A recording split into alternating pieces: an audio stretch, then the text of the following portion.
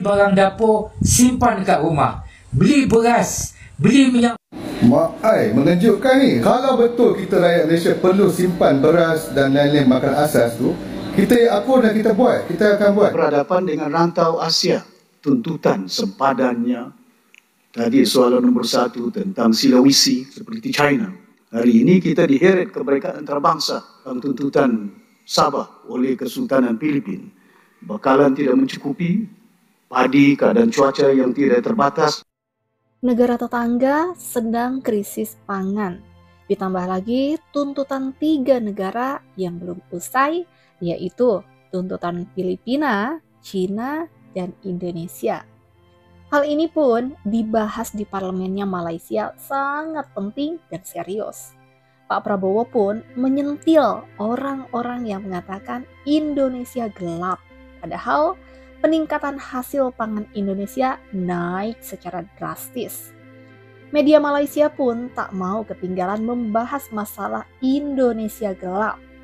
Seperti yang diketahui, media Malaysia selalu terdepan mengabarkan hal negatif yang ada di Indonesia. Namun, di saat Indonesia jaya, jarang sekali mereka bahas. Contohnya yang baru-baru ini terjadi. Banyak negara-negara besar seperti Argentina, Chili, Emirat Arab, Yordania, dan Belanda berkolaborasi dengan Indonesia. Bahkan sampai investasi karena melihat peningkatan beras Indonesia yang sangat drastis dan kerja Menteri Pertanian yang sangat luar biasa. Keresahan masalah ketersediaan makanan di Malaysia banyak dibahas oleh warga, pengacara, dan ahli politik dari Malaysia. Mari kita simak video selengkapnya. Saya juga heran, ya, ada orang yang mengatakan Indonesia gelap. Salah seorang peserta yang terlibat dalam protes Indonesia gelap berkata, Prabowo melakukan keputusan yang teruk dalam pengenalan polisi-polisi kerajaannya. Ia membantah pemotongan bajet dan dasar-dasar Presiden Prabowo Subianto yang dikuatiri akan menjejaskan sistem sokongan sosial serta masa depan mereka. Ya, saya kalau dia memang merasa gelap, ya itu hak dia. Tapi kalau saya bangun pagi saya lihat Indonesia cerah, iya kan? Kalau saya ketemu petani, petani gembira. Harga pangan, peningkatan hasil mereka naik secara drastis. Produksi naik secara drastis. Kita potong semua regulasi yang nggak benar. Beli barang dapur simpan dekat rumah. Beli beras, beli minyak. Mengejutkan ni. Sebab apa? Kalau yang kata-kata begitu tu sekadar influencer TikTok yang biasa, saya pun tak ambil pot sangat. Benda tu saya tak ambil pusing. Tapi yang mengatakan ini adalah seorang datuk lawyer yang terpelajar, yang berusia lebih, makan lebih banyak garam daripada kita lah. Jadi saya bimbang ni hati saya ni. Jadi saya ingin merujuk kepada, saya dah tag, nanti saya akan tag di bawah, Yang Berhormat Menteri Keterjaminan Makanan Muhammad bin Sabur untuk memberikan sedikit feedback. Kalau betul kita rakyat Malaysia perlu simpan beras dan lain-lain makan asas tu, kita akur dan kita buat. Kita akan buat. Kita akan sokong negara kita. Ya, tapi mestilah dilakukan diberikan feedback ataupun kenyataan media kerana dibuat oleh Menteri Keterjaminan Makanan ni. Saya bukan nak menekan Datuk Seri, tak, bukan. Kami rakyat. Kami ni rakyat, kami bukan tahu semua Datuk Seri Muhammad Sabur. Jadi minta Datuk Seri berikan sedikit pandangan Datuk Seri atas kenyataan ni. Tolong Datuk Seri. Saya rasa ramai yang dah tengok, bukan? Tuan Yang Di-Pertua Dewan Rakyat Tan Sri Johari Abdul mencadangkan kalau tak ada beras, kita kena mula makan ubi kayu. Saya rasa cadangan ni walaupun ada rasionalnya, tapi bagi saya ianya menghina masyarakat. Jangan pula nanti orang menyumpah pada kerajaan Madani ni.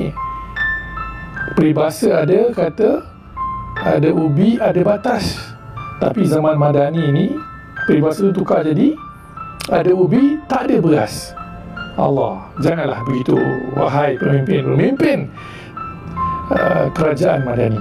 Ya, kamu kena bersimpati dengan rakyat, bukan bagi cadangan yang menunjukkan seolah kita ni balik ke zaman Jepun, ya, sebagai makanan ruji kita. Ya, ianya satu penghinaan kerana tok nenek ayah kita dulu makan ubi kayu zaman mereka ditekan oleh penjajah. Jadi janganlah buat perangai macam ni, tolonglah Tuan Yang Dipertua, tolonglah, ya. Tidak selari dengan apa yang dirasa oleh umat di peringkat akar umbi. Rakyat Sabah hari ini bergelombang dengan berbagai masalah. Bukan setakat rasanya makanannya tidak mencukupi, keupayaan kemampuan mereka begitu terbatas. Bahawa perkara ini juga bukan hanya berhubung kait dengan kemanusiaan. Kebimbangan kita ini menampakkan kepada kita bahawa superpower dengan izin yang ada ingin menakluki kuasa-kuasa yang kuat hegemoni mereka untuk memastikan bahawa ini taklukan mereka. Saya bimbang kerajaan, dan saya berbahas di peringkat Parlimen dan juga Dewan Undangan Negeri, saya berharap tak disentuh pun langsung tentang perkara ini, kerana kita menyentuh tentang bukan hanya apa yang berlaku di Gaza, apa yang berlaku di Ukraine. Kita juga berhadapan dengan rantau Asia, tuntutan sempadannya. Tadi soalan nombor 1 tentang Sulawesi, sebegitu juga tentang kepulauan yang ada dituntut oleh negara-negara seperti China. Apa kerancangan pihak kerajaan? There must be a proper template. Persediaan dia supaya tuntutan terhadap ini tidak akan berulang, berlaku. Hari ini kita diheret kemerdekaan antarabangsa, mahkamah, tentang tuntutan Sabah oleh Kesultanan Filipina. Dan kita perlu ada template yang komprehensif untuk membolehkan kita tinggalkan kepada zuriat anak-anak Sabah, bila mana berhubung kait dengan konflik of territory yang ada, perlu mempunyai guidance dari segi bukan hanya perundangannya, bahkan juga dari segi keadaan kemanusiaan yang ada. Perlu kita lihat. Dan saya melihat bahawa perkara ini penting, bukan hanya seperti yang saya sebutkan tentang Sulawesi, tentang tuntutan Sulu, apa yang berlaku di peringkat dunia. Dan saya nyatakan kepada Ambassador European Ambassador datang ke Sabah waktu itu, ke rumah saya, termasuk timbalan duta Amerika Syarikat, dan saya nyatakan bahawa there must be peace.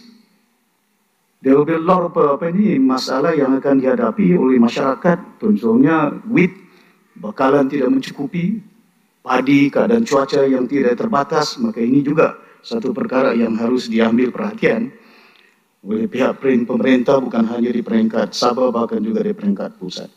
Setelah mendengar pembentangan Dewan Undangan Negeri, baru-baru ini kita juga telah meluluskan di peringkat jawatan kuasa, di peringkat pusat, sejumlah kewangan yang begitu besar. Tapi sebelum itu dinyatakan bahawa utang negara kita ialah 1.5 triliun, the biggest dalam sejarah kita.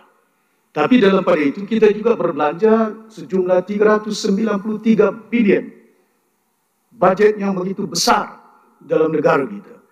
Sampai di sini informasi yang bisa disampaikan. Terima kasih dan sampai jumpa di video berikutnya.